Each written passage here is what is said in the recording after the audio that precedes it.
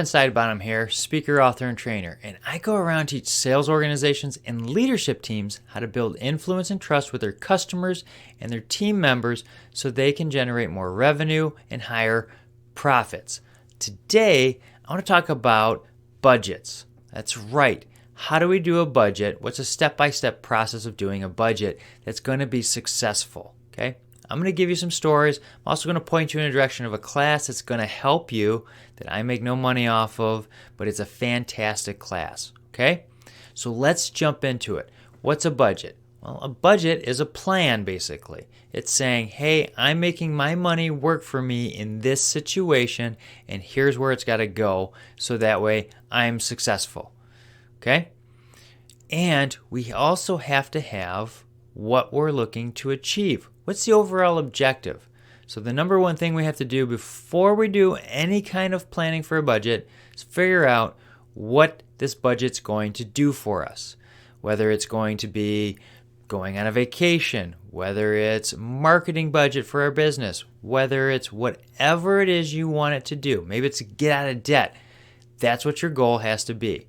This budget is going to do this. So you have a vision of where you're going. That's the number one step.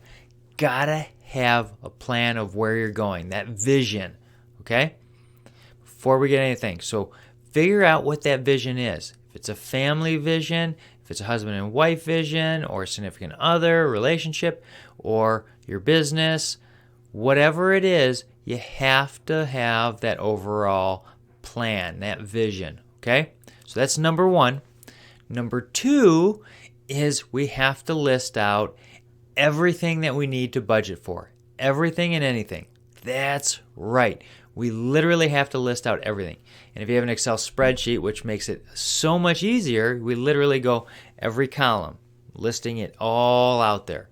Okay? It can be clothing funds, charitable giving, saving for retirement, going in for our travel fund, vacations, kids' sports, kids' clothing, haircuts. Yes, even I still get haircuts, even though it looks like I'm balding.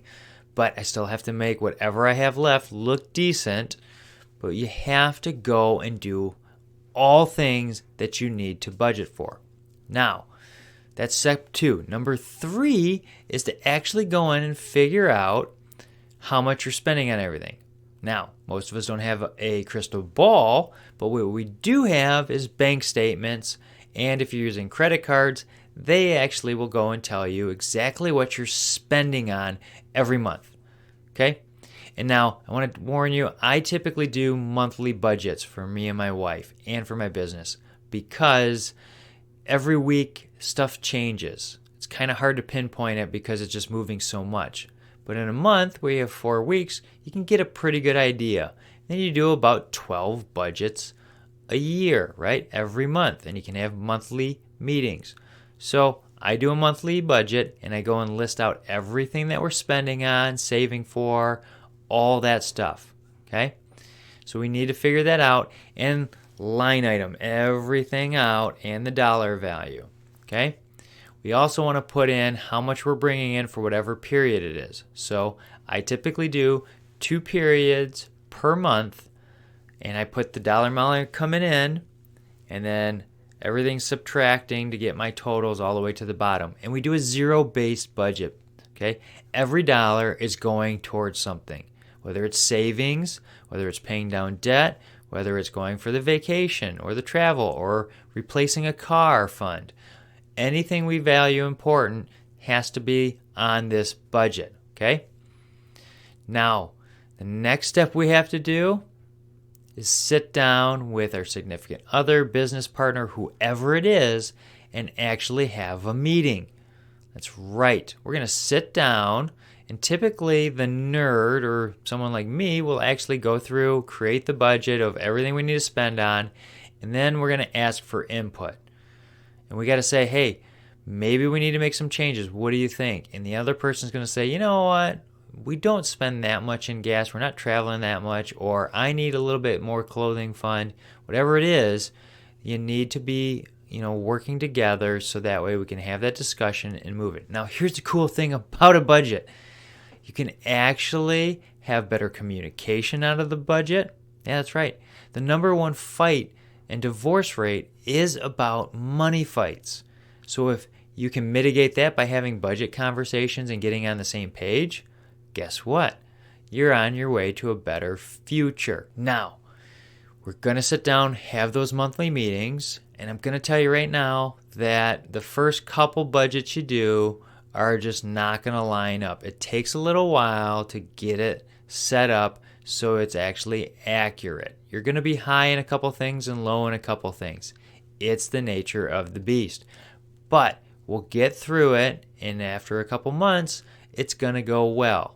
Now, I got to tell you, the first couple times I did a budget with my wife, I literally would sit there and just slide that little glass of wine over to her, and she would cry for a little while because this was so painfully boring to her, but she stuck through it. Now, we literally go for about 5 or 7 minutes, and we move on. And during the pandemic, and I had to take a little bit of a haircut on my paycheck, well, we actually lowered it a little bit, and we were still fine. We were able to manage it without any worry. I seriously think that a lot of the rioting and everything that happened was because people didn't have a whole lot of money, and they were looking for ways to find goods and services that they could sell and make some money to put food on their table. Well, if everybody did a budget and was financially secure, had emergency funds that were funded, any kind of short-term pain, you can manage those storms. So by doing that budget, having the meeting, we're going to start moving forward, okay? Now here's the deal. I recommend taking Ramsey's Solutions Financial Peace University. The reason being is by taking that class, you actually learn more than just doing budgets. You learn why, you learn about insurance, how to actually save money on insurance, and why you want to save money on insurance and how the insurance industry works. You learn about investments and all the different types and how to maneuver in them, and he brings it down to really easy language that even I can understand. Now, I took the class. I don't get any money for referencing to people. It's not like this Beachbody thing where you're a coach and you get paid when you bring other people on. This is just me saying it is a fantastic class. It's why I've led 5 of them, and I volunteered to do that because it works so well. I recommend taking that class. If you do, I guarantee you're going to learn something new, and it's going to set you off to a better future. Okay? If you have any questions, would like a copy of my Excel spreadsheet that I use, feel free to reach out. If you like the video, hit like, share, subscribe, send it to somebody who thinks it's beneficial. Be glad to help people. That's why I do these videos. Okay? We'll see you next time.